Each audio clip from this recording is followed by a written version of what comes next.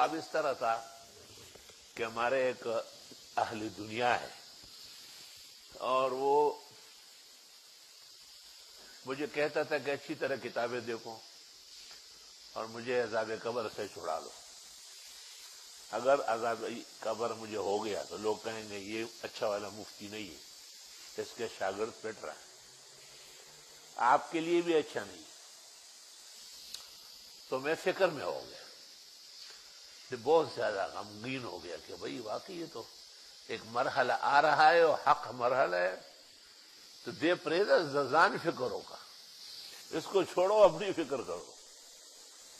اس دوران میں نے خواب دیکھا کہ مجھے لحاظ میں رکھ دیا گیا اور ایک حسین جمیل نوجوان آیا جس کا اوصاف حسن اور خصال حمیدہ بیان کرنے کے لیے مجھ میں استطاعت نہیں ہے، اور وہ دائیں طرف کھڑا ہو گیا. تھوڑی دیر نہیں گزری تھی کہ اس جیسے لیکن ان سے بہت زیادہ توانا اور بہت زیادہ شان و شوکت والا وہ آیا اور اس کو ایسے ہاتھ سے اشارہ کیا کہ پیروں کے پاس کھڑے ہو جاؤ، اور خدا کے یہاں کھڑے ہو گئے. اور اتنے میں منکر نکیر داخل ہوئے. تو یہ جو بعد میں آیا انہوں نے ان سے کہا کہ بس دے دو کاغذ اس لے لیے اور جوابات لکھ دیے اور ان کو کہا جاؤ یہاں سے.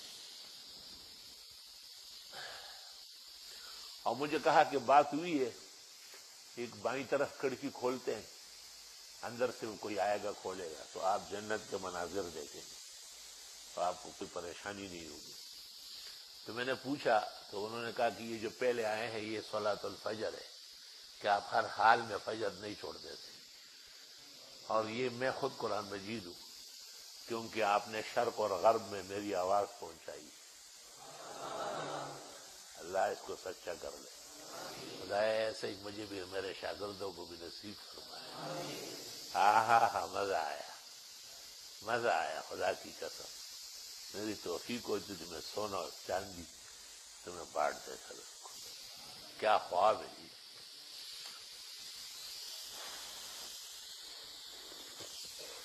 اور اس طرح بھی کہا کہ مالک العرش نے پہلے فیصلے یہ کیا تھا کہ بس یہ نماز فجر جائے اور چھڑا لے،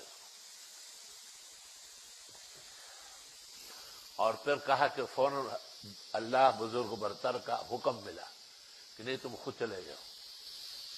تو اس لیے ہم دونوں آئے. قرآن میں بعد میں دیکھا کہ حضرت اقدس امام الحسن مولانا انور شاہ صاحب نے طبرانی کے حوالے سے لکھا ہے کہ صلوات جو ہے یہ دائیں طرف کھڑی ہوگی، زکوات بائیں طرف، صدقات پیروں کی طرف، اور ایمان و قرآن سرحان ہے. اللہ اللہ کیا شان و شوکت ہے. یہ دنیا کی نعمت ہے تو کوئی نعمت ہی نہیں ہے اس کے سامنے. بس یہ نعمت ہے کہ اسلام ہے، ایمان ہے، قرآن ہے. اللہ تعالیٰ نے استقامت علی التوحید نصیب فرمائی. چلو.